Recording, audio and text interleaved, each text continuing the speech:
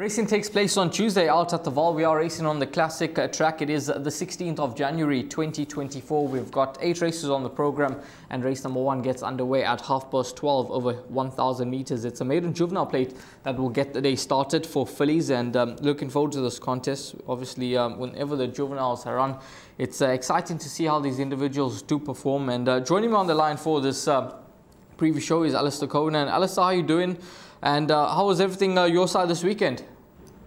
Yeah, good. Thanks, Raheel. Hello to you and to all the viewers. Trust everyone's well on the back of what was a good Saturday, a quiet Sunday, unfortunately, but the Michael Roberts has been moved to this coming weekend, so it looks like we're not going to miss that, obviously, weather permitting. I always see the week before the big days, whether it's the World Sports Betting Cape Town Mets or whether it's the Hollywoodbets Durbanville or whether it's the Betway Summer Cup, the week or two leading up to it can be a little bit quiet because obviously from a Cape perspective, and you can make the same arguments all around the country, that we've got the Lommeraw Kings Plate 3 weeks in advance, and all the top horses kind of take a step back, and that seems to be the rule of thumb all the way around. I mean, there's a feature race at Turfentine on Saturday with the Betway Swallow Stakes, and now the Michael Roberts has moved to next Sunday at Hollywoodbets Scottsville. So we're still going to get our fix of good racing and potentially good horses.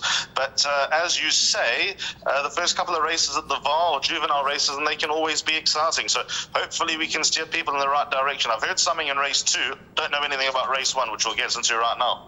Well, race number 1, You Bring Me Joy, is your favorite in this contest at around 3-1. This is for Woyo Marwin and Samanga Kumalo. It is 4-1 Golden Chandelier. Now this filly has found a bit of support, 6-1 into 4-1. Willow Wild at 6-1, 8-1 It's Her Way. Quid Pro Quo 14-1 into 8-1. And then it's 12-1 and Better Bar those. Now, obviously a couple of moves for a couple of runners, so that's got to be taken into account. But apart from that, anything from the race runners that stand out? Obviously this filly Audacious, who's at any price in the market, 14-1. There was a lot of support around on debut. There was a lot of talk as well, but she just failed to put anything together. Correct. So from that point of view, she's worth another chance as daughter of Twilight Sun, bred at the Varsfontein stud, from 6-1 to 3-1. Roy Magner won the first race on the card on that day, and in the winning interview, he said, "I like my horse in the next race." So that may have constituted the support. She was well beaten, but she got a high number draw on the Vaal Classic track, which even if the sun's shining, with all the rain that the Highvelds had over the last week, it's bound to have some sting out the ground. So down the straight, you'd certainly want to see a high number draw rather than a low number draw. So that's got to be in the favour of number 1, Audacious. When I first looked at this race, Raheel, I thought it set up potentially for a first-timer to win. I don't know which one. Like I said, I haven't heard anything. When I look at the breeding and the genetics of the horses, maybe Cornet Species, number 10, Radiant Heat, might be one of the first-timers. That and number 11, Willow Wild. Those two could be the two to take note of. If there is any money for them, respect them in the opening leg of the bipod. But sadly, I'm no help. The money points us to number 5, Golden Chandelier, the daughter of William Longsword, trained by Tony Peter, 9.5 lengths to Almond C on debut.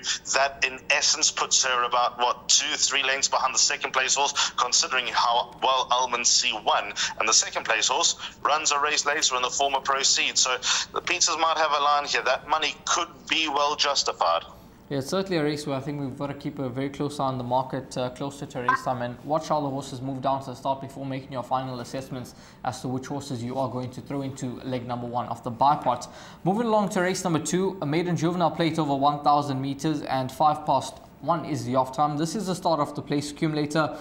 Proceed 12-10, Pistol Pete at 7-2, a bit of support, 4-1 into 7-2. Ready Set Fire at 4-1, and then it's Wing Walker 7-1, 8-1, and Better Bar those. Hair Trigger at 10-1. That's found support from 12s into 10s, and that's about it for race number 2. Now, you mentioned Proceed, who ran second behind Almond C on debut. Now, this son of Give Me the Green Light, he was a confident selection in the market, I would say. 6-1 into 5-2, and he was beaten by a filly that absolutely romped home.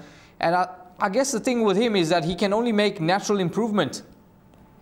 Well, as you say, there was a lot of talk about this horse Proceed first time out. Shortened from 6 to 1 to 5 to 2. The reports were he was quick, he was precocious, he was ready to go. The money on him obviously spoke volumes, and he found Almond C 5 1/4 lengths too good. I mean, that was just ridiculous from Almond C. So number 4 Proceed with that type of support and that type of backing in terms of the word that was out first time out, you got to take on board. But the horse I heard about here is number 3 Pistol Pete, who, as you were giving out the market shorter from 9 to 2 to 7 to 2. It's the first progeny of Buffalo Bill Cody to hit the racetrack. Now, I'm quite surprised to see a Buffalo Bill Cody running this soon, but all the same, here's Pistol Pete making his debut. To be fair, the mother did win as a 2-year-old Oklahoma Sky with Alan Creer. So the word I've heard about number 3 Pistol Pete is quite strong. Generally, I would lean towards a raced runner, so I'm going to do that. I'm going to give number 4 Proceed the vote of confidence, but keep it open-ended for number 3 Pistol Pete. So expect him to go well. All in all, I do think this race is going to work out because we've got Address the Nation's form, which was nearly franked by Ready Set Fire. Second time out, going close to King of Kildare. Guerrilla Warfare finished in front of Ready Set Fire. There's also, for what it's worth, been a whisper out about the other Peter runner, number 6 Wing Walker, but it sounds like number 3 Pistol Pete is more preferred. So in the place accumulator, I think you'll be comfortable with both runners, if not banker number 4 Proceed, but number 3 Pistol Pete, there's some talk about him. He's definitely one to keep an eye on, and I'm sure that the yard will have a line with that filly Almond C that they do have as well. So race number 2, an interesting race, and let's see how it all unfolds. Race number 3 on the program.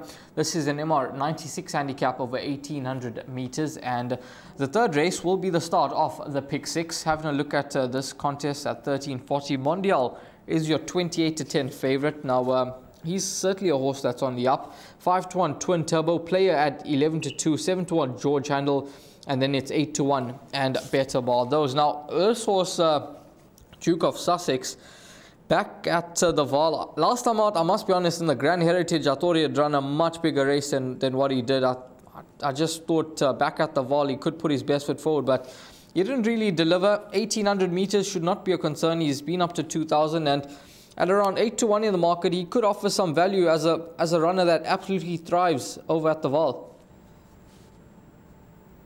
I'm with you, Raheel. I've always got the time of day for number 1 Duke of Sussex at the Vaal. It is his home course. Craig Zaki takes a right draw, won a big advantage. He's been this distance once, or this course and distance once before. He might be vulnerable over 1800 meters. He's certainly not bred to be, but he does run his best races over 1400 to a mile. He was the 2022 winner of the World Sports Betting Grand Heritage. He fluffed his lines last time out, but again, I don't think everything went according to plan for number 1 Duke of Sussex, and he was not disgraced. Unzen went very close in the Betway Wolf Power on Saturday, so that's a tick in the box. I make it an open race, I make it an open card. I mean, my suggested bet, I've sidestepped the exotics and I've gone with a daily double, which starts a little bit later on. This favourite number 7 Mondial, I don't know, Raheel. The player ran a poor race last time out, although he probably ran to his rating going into that Pinnacle race. But this source players absolutely thump Mondial and meets him on far better terms. So I think the discrepancy in prices is not a fair reflection. I'll give number 12 George Handel a chance here. Jared Penny takes a ride. The draw's a little bit of a worry.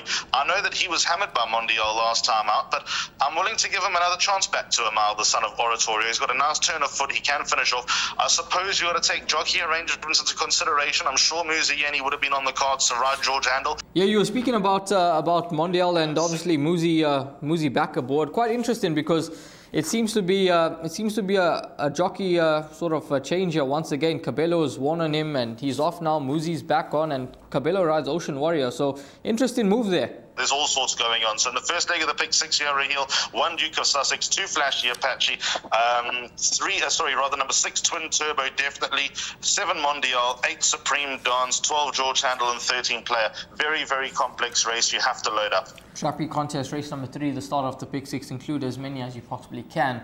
Moving along to race number 4, which is a graduation plate over 1600 meters. 2:15 is the off time. It will be the start of Jackpot 1, and Tegan's Champ is your 16 to 10 favorite. It's 33 to 10 about Guy Gibson, 7 to 2 Storm Brasco, 7 to 1 and Better Ball. Those now, this is an interesting race because when you have a look at the best weighted column, Tegan's Champ is well held, and he's what's it, 8 and 16 points below the best weighted, which is East Coast. But East Coast isn't really at his best of late, and Tegan's Champ is very much a horse that's on the up. He's on a mark of 101 as a two-time winner that he's been given an 8-point penalty for winning straight out the maidens in a novice handicap where he beat Wiseact. Now, not convinced about the strength of that form. Obviously, Wiseact was the only other real runner from that race, but he's a horse that's on the up and he's doing everything right at the moment, and 1600 meters is obviously the step in the right direction, and he's open to any amount of improvement. But do you see it as the betting have it at 16 to 10, or for you, do you think it's a lot more competitive? No, it's a lot more competitive, Raheel. Look, the first thing we've got to say about this horse, Tegan's Champ, is that he's totally unexposed. He could be better than a 101. It doesn't sit well with me that he's a 101 after 2 starts, but what he's done has been very impressive. So the handicappers might ultimately be correct. You're right about the level of form coming out of it. Wiseact, who ran second and pushed Tegan's Champ until the final 100 meters, ran 4th in a merit-rated 100 handicap, and then came back again in the Got the Green Light Stakes over the weekend, and ran last, although I don't think he acted in the going.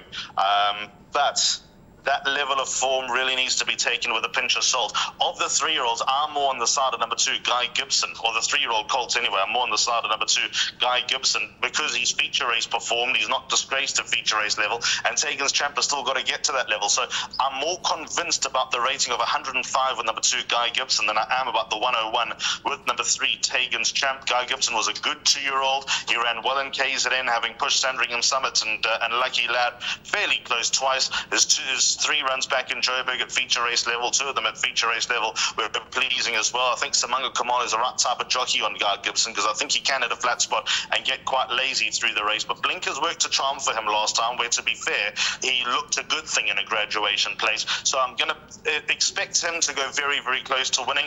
And then 2 others, well, Tegan's Champ I'm not leaving out for what it's worth, but I still think they're more compelling pieces of form elsewhere. 7, My Soulmate, having run to Gimme Another, she comes in here fairly well weighted behind East Coast, who is the best weighted horse in the race. She beat Let's Go Now. Let's Go Now, of course, won the Mother Russia Stakes on Saturday at Turpentine. So My Soulmate having a nice little prep run. I think the first leg of the Volkerbos Triple Tiara will be a little bit tricky for her, but got eyes on I don't know if she'll beat Gimme Another in the next 2 legs, or Champagne Cocktail, but the point is she'll be at least effective and competitive in those races. And then number 8, Storm Brasco. Very, very interesting, Storm Brasco, because when I say there's a word out for Storm Brasco, he's nominated for the Cape Racing Gold Rush on World Sports Betting Cape Met Day.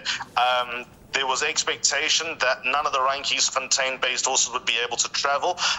Apparently, they will be able to travel 2 days before the Met. Now, to me, that sounds a little tight, because it takes well over a day to get from Joburg to Cape Town. So basically, he's going to have to get off the float at Hollywoodbets Kenilworth and go for gold. But I have a feeling Sean Terry might be using this run to get him higher up on the log and get him into the race. So expect number 8, Storm Brasco, to run well, and there's a nibble of support from 5 to 1 to 7 to 2. He's definitely a runner that was so impressive when winning his maiden, beating La Mohel, who happened to come through to win at his next start. So the form line has been franked, but he's certainly going to need to up his game in what looks to be a competitive race over 1600 meters. Moving along to race number 5, a fillies and mare 68 handicap over the 1500 meter trip.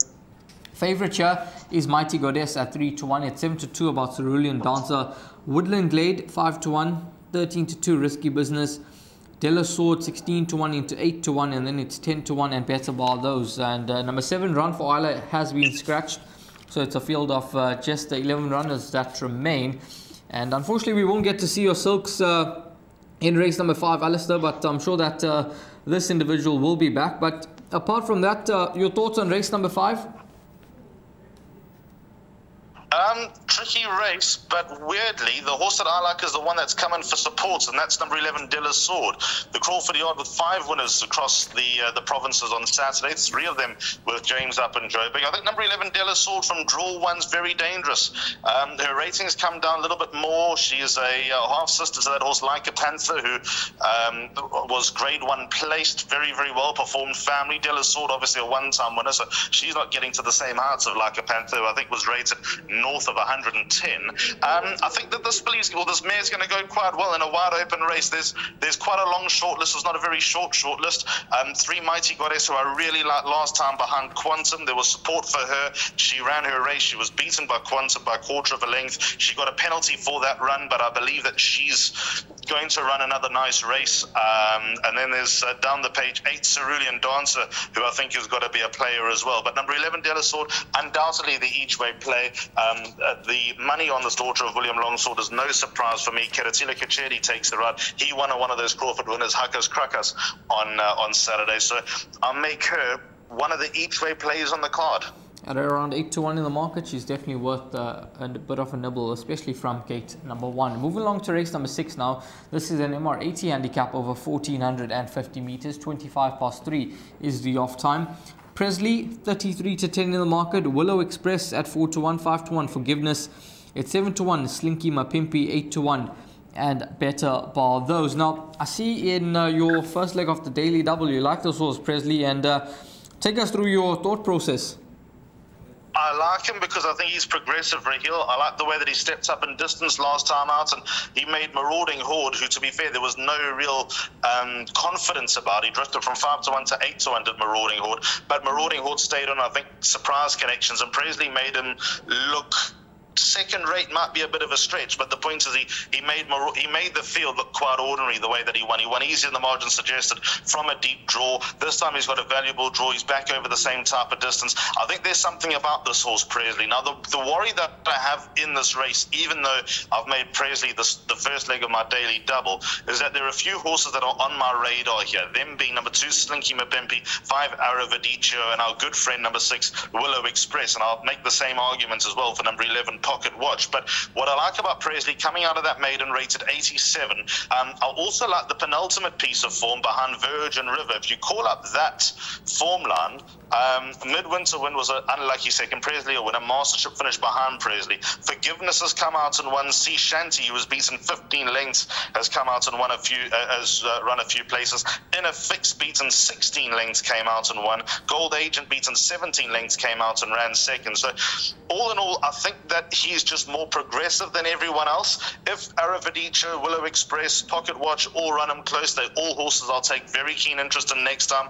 But I think Presley is just a step above at the moment, so I'm gonna make him a hard horse to beat in race number 6 under Gavin Larena. Yeah, it certainly does seem to be a horse that's upwardly mobile, and one that we need to keep on the safe side, and his current quote at around 33-10. Race number 7, this is a novice handicap over 1200 meters. 4 o'clock is the off time, and your favorite is Lincoln Navigator at 28-10. Real Relief is at 3-1. Richard the First 5-1, 11-2 Colorado Creek, and then it's 6-1 and Better Bar Those. Now, when having a look at this contest, Alistair, I think there's a few horses in with a bit of a squeak, but I like the look of this horse, Richard the First. I know he's got a deep draw to overcome, but he's a type of horse that I think with a bit of pace on in the race, he'll be doing his best work at the finish, and it seems to be 1200 meters is his preferred trip, and Muzi Yeni keeps the ride, 57.5. I think he's got a bit going for him, and he's obviously taken on some competitive lineup. So I think he could be a runner that runs a bold race. Raheel, I made this initially a 2.5 horse race. The half a horse is number 1 Red Hot Rose, who I went with last time, and even though she stayed on, now gets the services of Pierre Stratham. I mean, Stratham-footed cock. I would love for them to team up for a winner, but Red Hot Rose just seems like she's lost her way, and she's got to give weight to her 3-year-old contemporaries, and most of them being boys. So I don't think it'll be easy, although I respect her chances. I like Richard the First as a horse, but the draw is such a worry. 10 out of 10 over 1200 meters. He'll have to step up. He might be capable of stepping up, but he'll have to step up quite a lot to turn over number 5, Lincoln Navigator. I like Lincoln Navigator. He was hammered by Time for Orchids last time, but Time for Orchids was so well weighted. Now, if you have a look at the weight turnaround, Red Hot Rose has shot up in the weights, whereas Lincoln Navigator has actually gone down in weights. That was due to Red Hot Rose being a filly in a graduation plate, so she got a sex allowance. Lincoln Navigator was not running with one of those. So he's got number 1 Red Hot Rose stone cold fold. Draw 1 is such an advantage as well. The only time this, or the last time this horse went 1,200 metres, he beat Professor Lupin. That was at Hollywoodbets Greyville. That was the day that he unshipped Gavin Lorena at the finish line, if I'm not mistaken. And Gavin was stood down for a few days after that. But he came back fresh well and ran a lovely race to time for Orchids last time out. I think he's generously weighted and rated. I think this horse is going to take quite some beating. For me, he's the best bet on the card. He wouldn't be if Richard I was drawn better, but I think we got to ride the wave. Luck could well be on number 5, Lincoln Navigator side. And I think the biggest thing, Johan Janssen van Vuuren's very careful, very shrewd with how he plays his horses.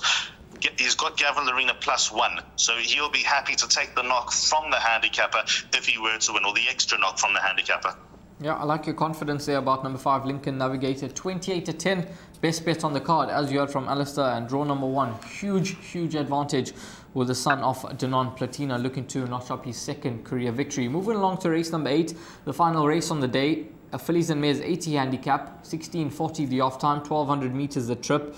Favorite is There She Goes and Sigrid Swing, 9-2 Divine Moonlight, 11-2 Princess Ilaria, and then it's 6-1 and Better Ball. Those another competitive event, but this horse Divine Moonlight, last time out when they tried the trip for the first time, 1450, she almost stole it from Duenna, who always seemed to be traveling well, but it was just a matter of was she going to get there or not. But she happened to get there, and this filly's gone up a point, but the 12 draw is obviously not beneficial. And then you've got There She Goes and Sigrid Swing, who are both knocking on the door. Yeah, she's obviously got the gate speed, number 6, Divine Moonlight, which she showed last time. She nearly stole it, in fact, it was a brilliant ride from Raymond Daniels, and the fact that it just fell short was probably hard to stomach because she'd done so much right, and Raymond did so much right, but Duenna, who was the banker on that occasion, came to chase down Divine Moonlight. So Divine Moonlight showing signs of life because she looked like a promising 2-year-old. But the draw's obviously a bit of a worry, so how much work will she have to do? I think the speed will be on over 1,200 meters, so she might have to work a little bit harder to get to the lead if she indeed gets there. I'm going with horses draw 1 and 2. I know that's a little bit of a cop-out, and it probably sounds like I've not done as much homework as I ought to, but I generally like these 2 horses. Number 8, Princess Ilaria from draw 1, back against her own sex, although ran in the classified last time out where fillies and mares get a very useful sex allowance. Princess Ilaria ran close to Bronze Sword. Bronze Sword's a battler, to be fair, but Princess Ilaria ran a lovely race, the Stortra Pomodoro, over 1,700 meters. She's back to the distance that she's a 50% win rate over, so I like her chances, although she's not one to get overly excited about. And this was number 9, Little Miss Moneybags, has been running against boys in 3 of her last 4 starts. It's also her 3rd run after a rest. She seemed to run on okay last time behind Wadatai, or she cleared a few runners late on last time. Robin Claessen's Yard Trades had a very high win percentage as well. Caden Brewer takes the ride, so I think there's value about number 9, Little Miss Moneybags. I do think 1,200 meters pushes the envelope with her a little bit.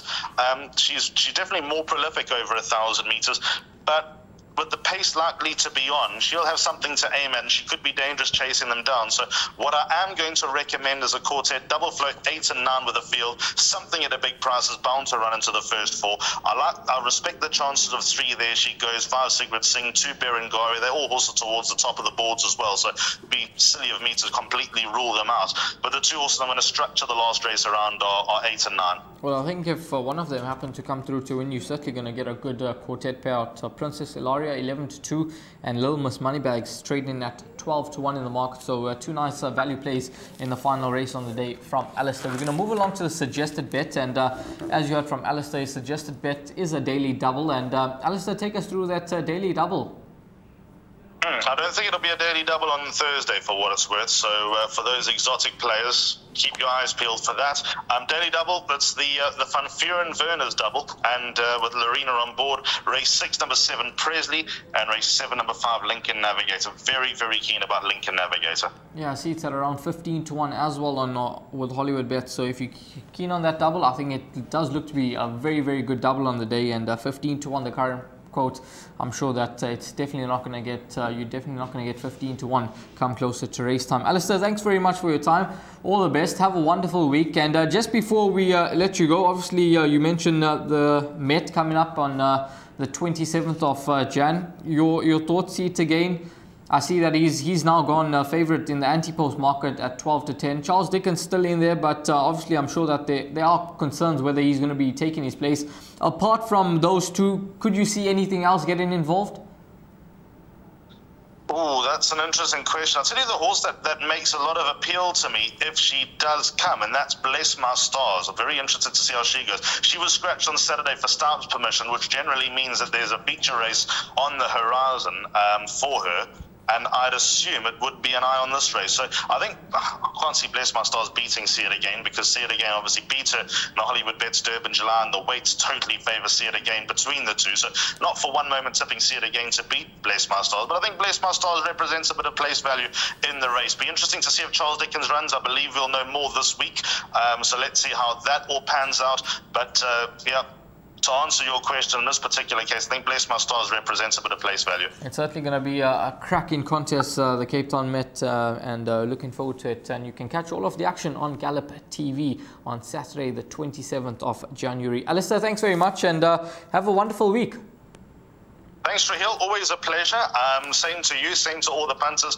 Another good week of racing before the huge week of racing next weekend, and I wish everybody well. All the best with racing on Tuesday out at the Vaal. Hopefully, it's a profitable day's racing.